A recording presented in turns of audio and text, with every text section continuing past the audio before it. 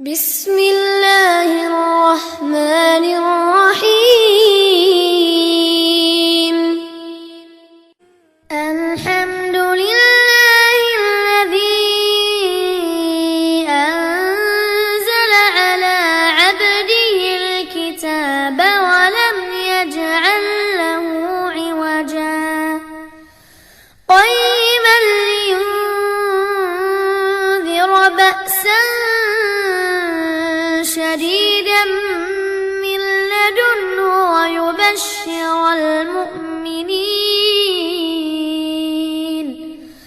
ويبشر المؤمنين الذين يعملون الصالحات أن لهم أجرا حسنا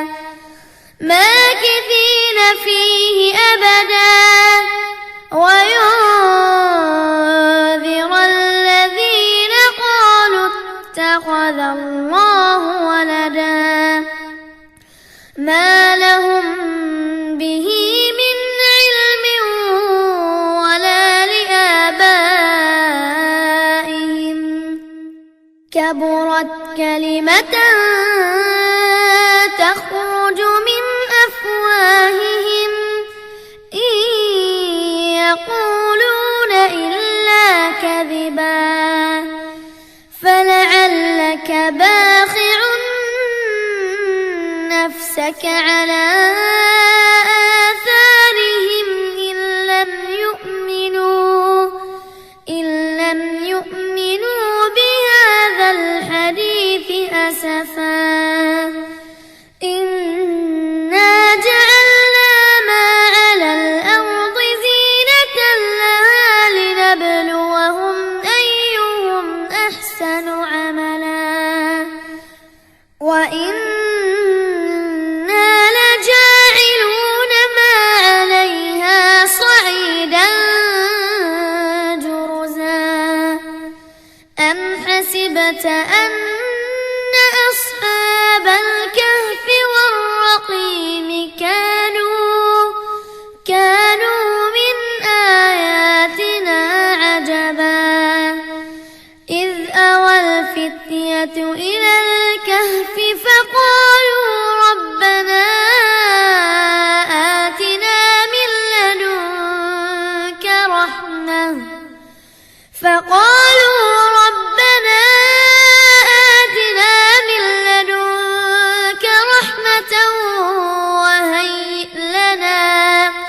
وهيئ لنا من أمرنا رشدا فضربنا على آذانهم في الكهف سنين عددا ثم بعثناهم لنعلم أي الحزبين أحصى لما لبثوا أمدا نحن نقص عليك نبأهم بالحق إنهم فتية آمنوا بربهم وزدناهم هدى وربطنا على قلوبهم إذ قاموا فقالوا ربنا رب السماوات والأرض لن ندعو من دونه إلها لقد قلنا إذا شططا هؤلاء قومنا اتخذوا من دونه آلهة لولا يأتون عليهم بسلطان بين فمن أظلم ممن افترى على الله كذبا وإذ اعتزلتموهم وما يعبدون إلا الله فأووا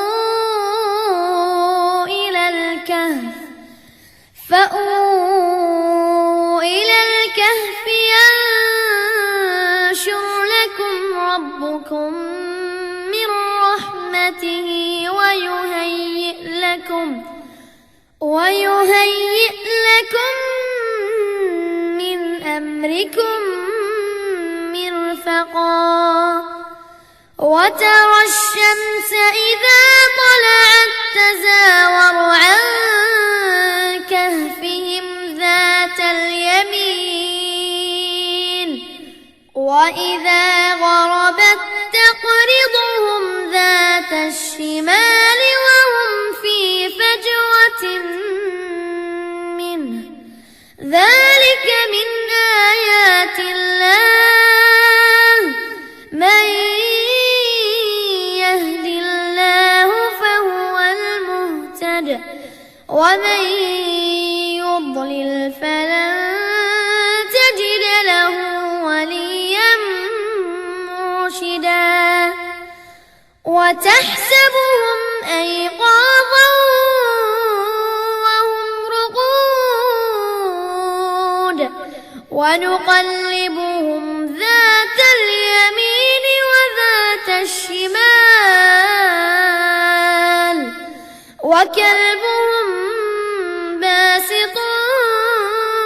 ذراعيه بالوصيد لو اطلعت عليهم لوليت منهم فرارا ولملئت منهم رعبا وكذلك بعثناهم ليتساءلوا بينهم قال قائل منهم كم لبثتم قالوا لبثنا يوما أو بعض يوم قالوا ربكم أعلم بما لبثتم فابعثوا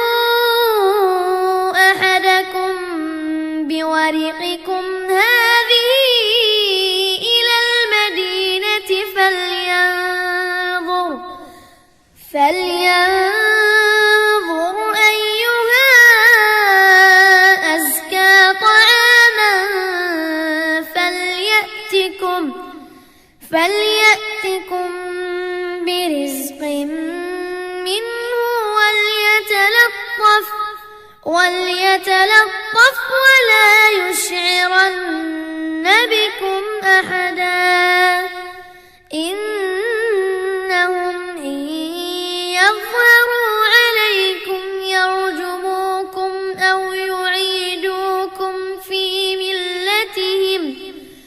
أو يعيدوكم في ملتهم ولن تفلحوا إذا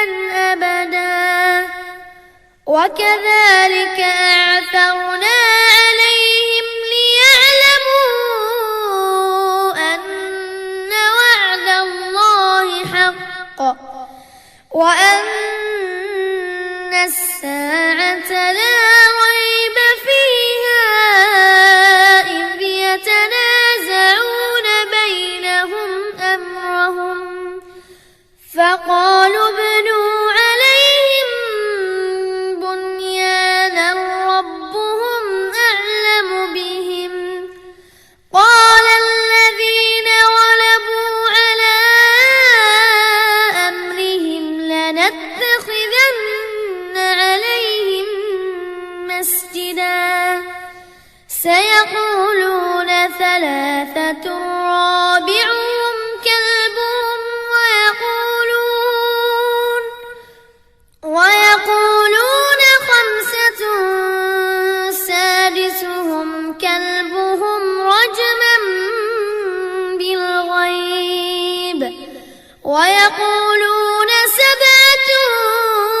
وثامنهم كلبهم قل ربي أعلم بعدتهم ما يعلمهم إلا قليل فلا تمار فيهم إلا مراء ظاهرا ولا تستفت فيهم منهم أحدا ولا تقولن لشيء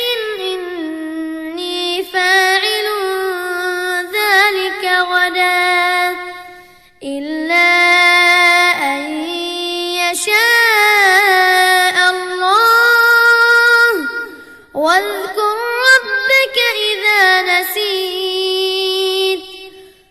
وقل عسى أن يهديني ربي لأقرب من هذا رشدا ولبثوا في كهفهم 300 سنين وازدادوا 9 قل الله أعلم بما لبثوا له غيب السماوات والأرض أبصر به وأسمع ما لهم من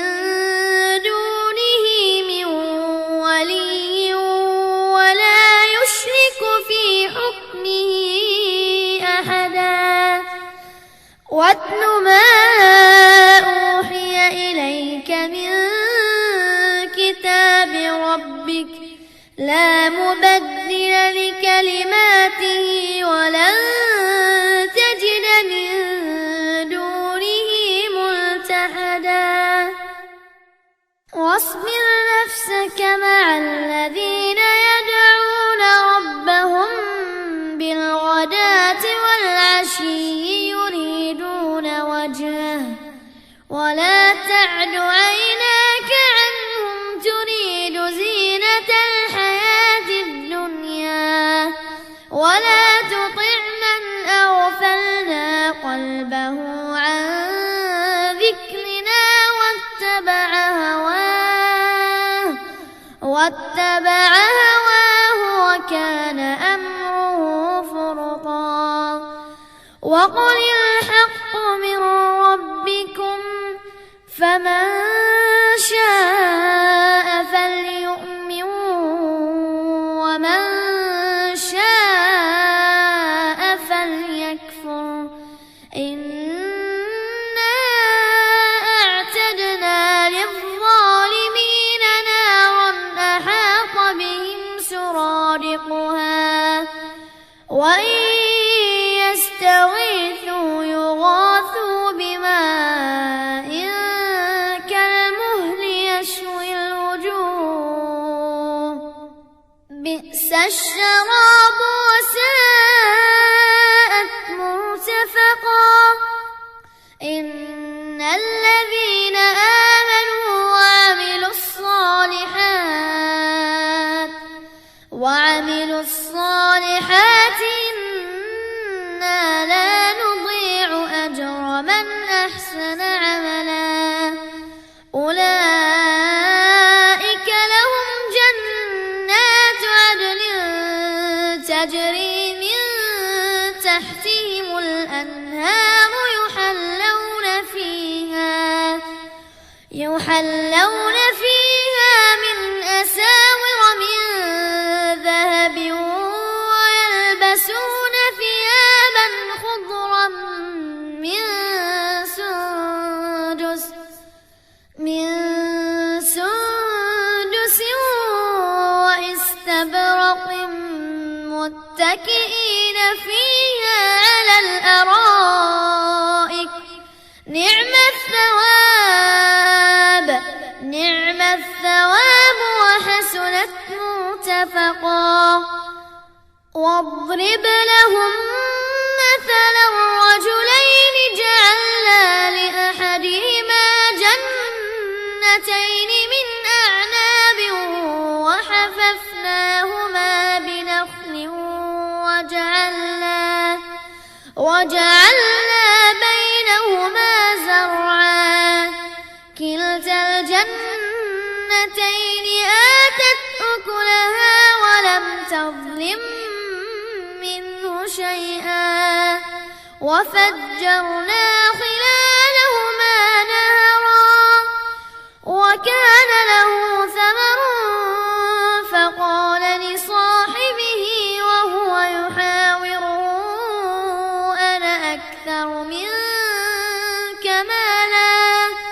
أنا أكثر منك مالا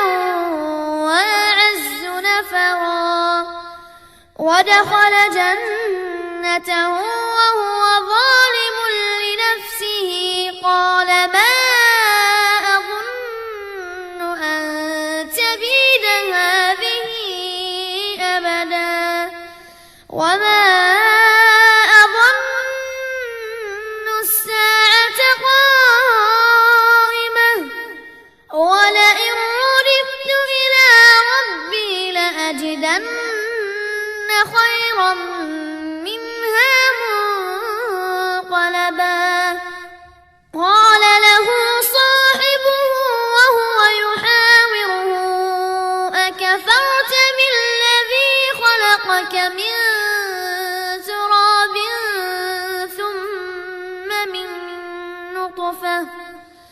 ثم من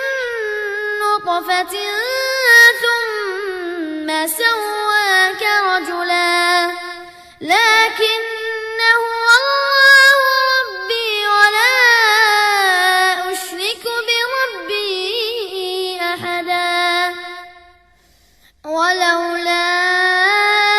إذ دخلت جنتك قلت ما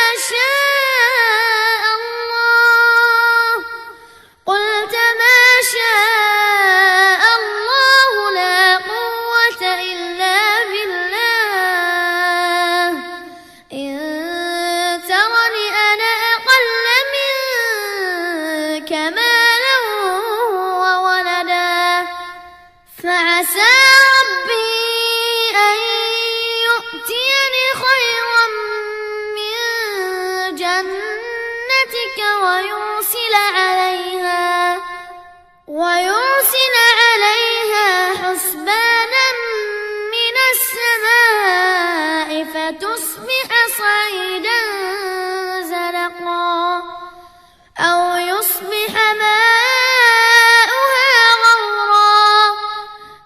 يصبح ماؤها غورا فلن تستطيع له طلبا وأحيط بثمره فأصبح يقلب كفيه على ما أنفق فيها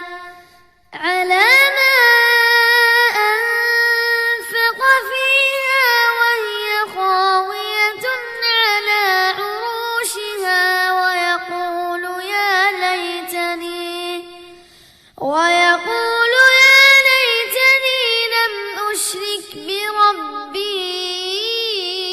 أحدا ولم تكن له فئة ينصرونه من دون الله وما كان منتصرا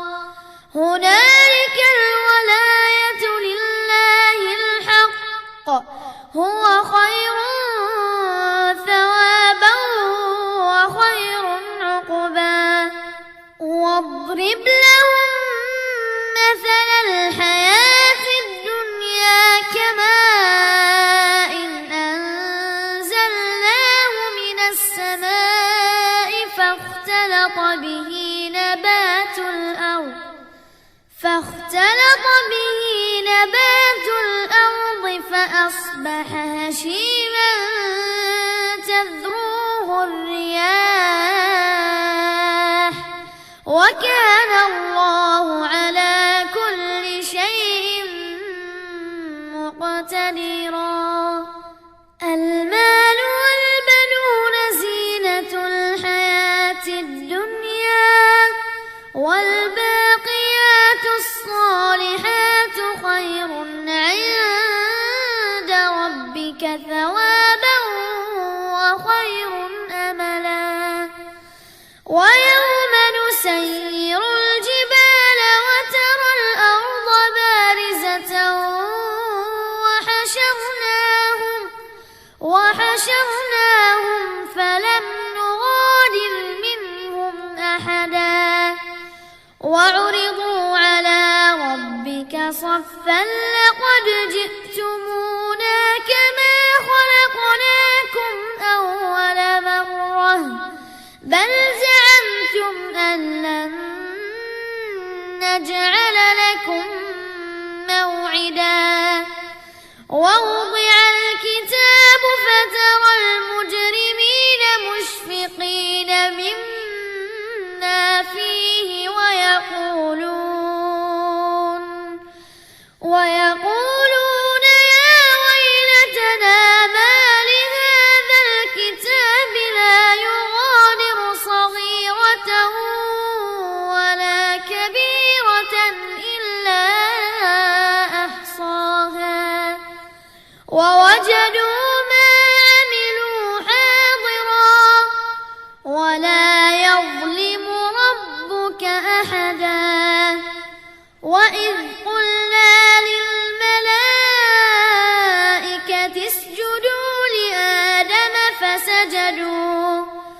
فسجدوا إلا إبليس كان من الجن ففسق عن أمر ربه أفتتخذونه وذريته أولياء من دوني وهم لكم عدو بئس للظالمين بدلا ما أشهدتهم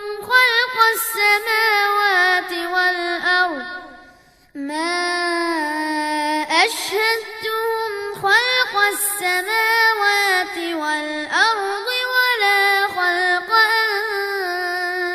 أنفسهم وما كنت متخذ المضلين عضدا ويوم يقول نادوا شركائي الذين زعمتم فدعوهم فلم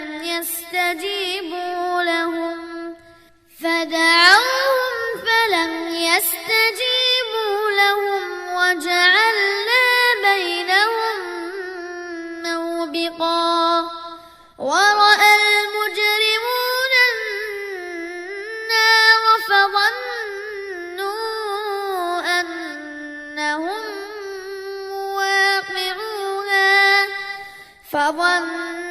فظنوا أنهم مواقعوها ولم يجدوا عنها مصرفا ولقد صرفنا في هذا القرآن للناس من كل مثل وكان الإنسان أكثر شيء جدلا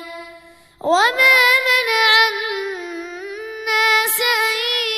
يؤمنوا إذ جاءهم الهدى ويستغفروا ربهم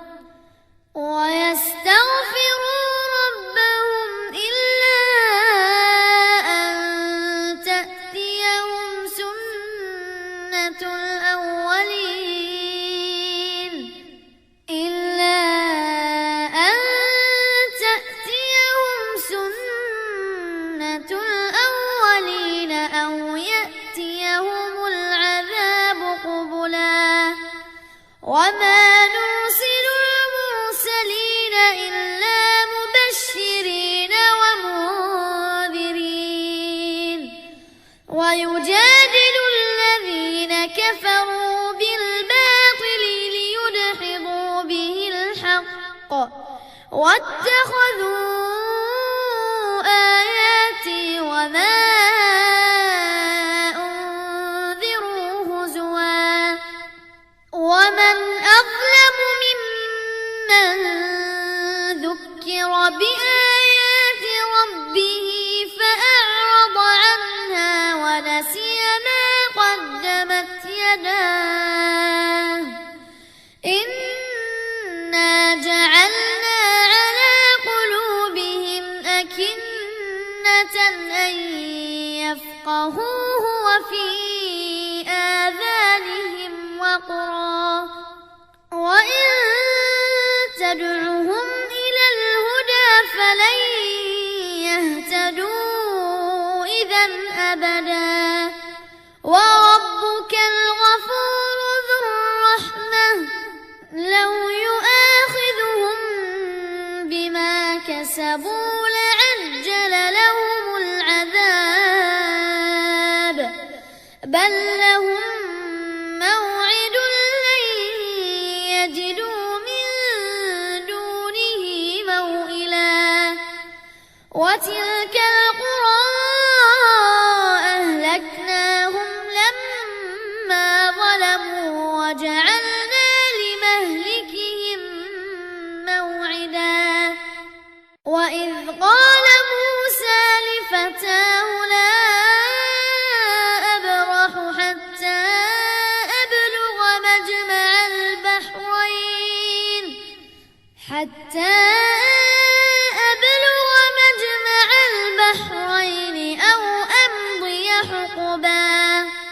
فلما بلغا مجمع بينهما نسيا حوتهما فاتخذ سبيله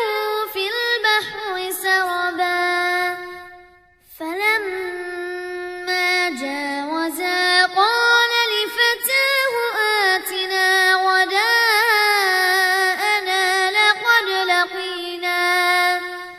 لقد لقينا من سفرنا هذا نصبا قال أرأيت إذ أوينا إلى الصخرة فإني نسيت الحوت وما أنسانيه إلا الشيطان أن أذكره واتخذ سبيله في البحر عجبا قال ذلك ما كنا نبغي فارتدا على آثارهما قصصا فوجدا عبدا من عبادنا آتيناه رحمة من عندنا وعلمناه من لدنا علما قال له موسى هل أتبعك على أن تعلمني مما علمت رشدا قال إنك لن تستطيع معي صبرا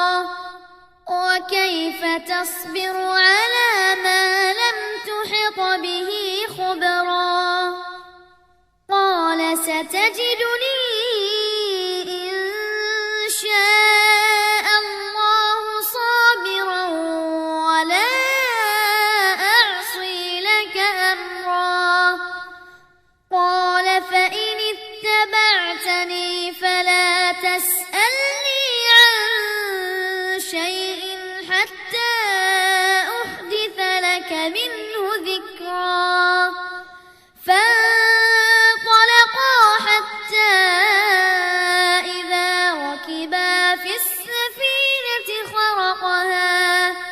قال أخرقتها لتغرق أهلها لقد جئت شيئا إمرا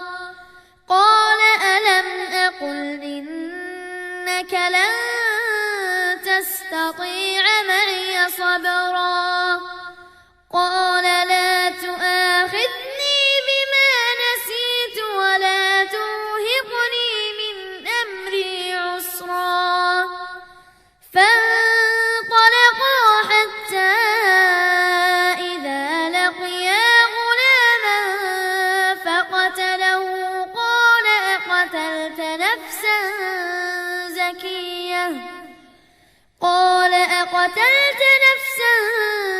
زكية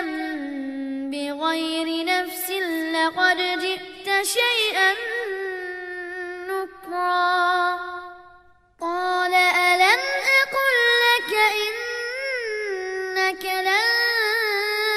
تستطيع معي صبرا قال إن سألتك عن شيء بعدها فلا تصاحبني قد بلغت من لدن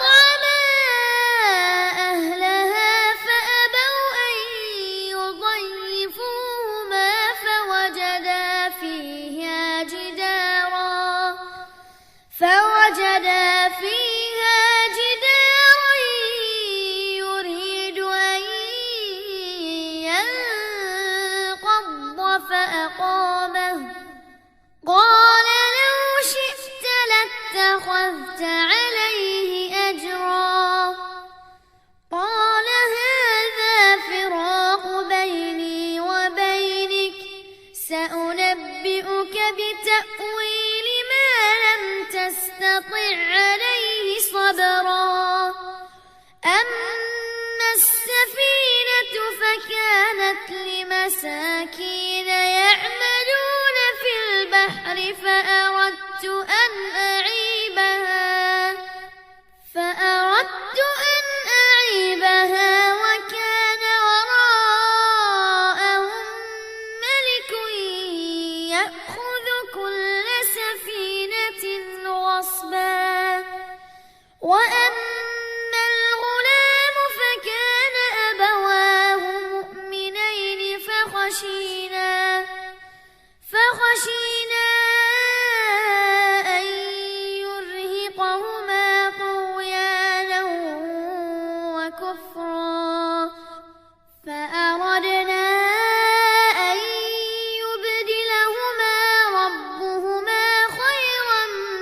منه زكاة وأقرب رحما وأما الجدار فكان لغلامين يتيمين في المدينة وكان تحته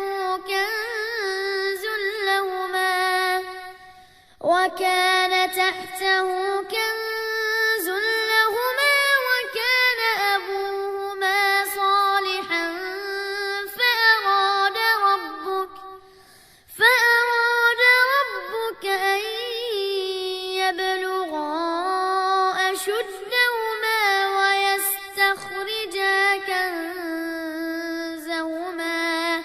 ويستخرجا كنزهما رحمة من ربك وما فعلته عن أمري ذلك تأويل ما لم تسطع عليه صبرا ويسألونك عن ذي القرنين قل سأتلو عليكم منه ذكرا إنا مكنا له في الأرض وآتيناه من كل شيء سببا فأتبع سببا حتى إذا بلغ مغرب الشمس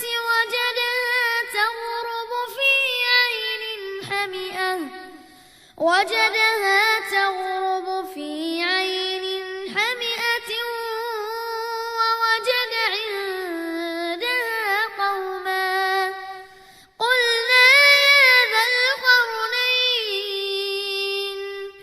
قلنا يا ذا القرنين إما أن تعذب وإما أن تتخذ فيهم حسنا قال أما من ظلم فسوف نعذبه ثم يرد إلى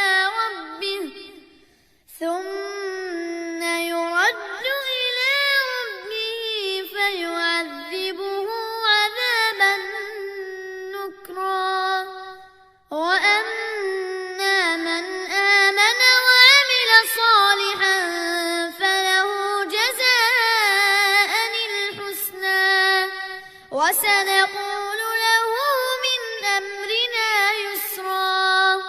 ثم أتبع سببا حتى إذا بلغ مطلع الشمس وجدها تطلع على قوم لم نجعل لهم من دونها سترا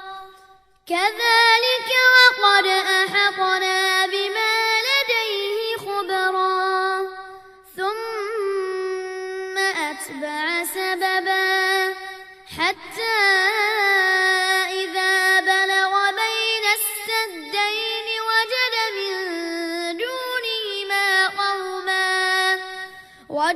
من دونهما قوما لا يكادون يفقهون قولا قالوا يا ذا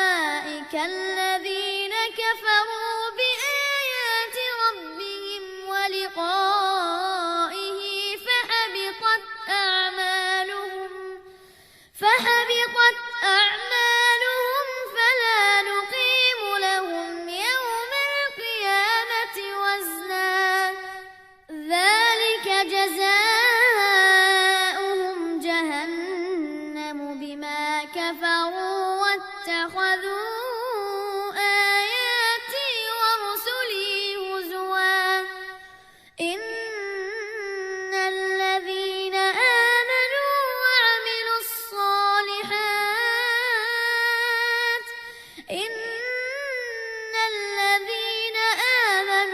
وعملوا الصالحات كانت لهم جنات الفردوس نزلا خالدين فيها لا يبغون عنها حولا قل لو كان البحر مدادا لكلمات ربي لنفد البحر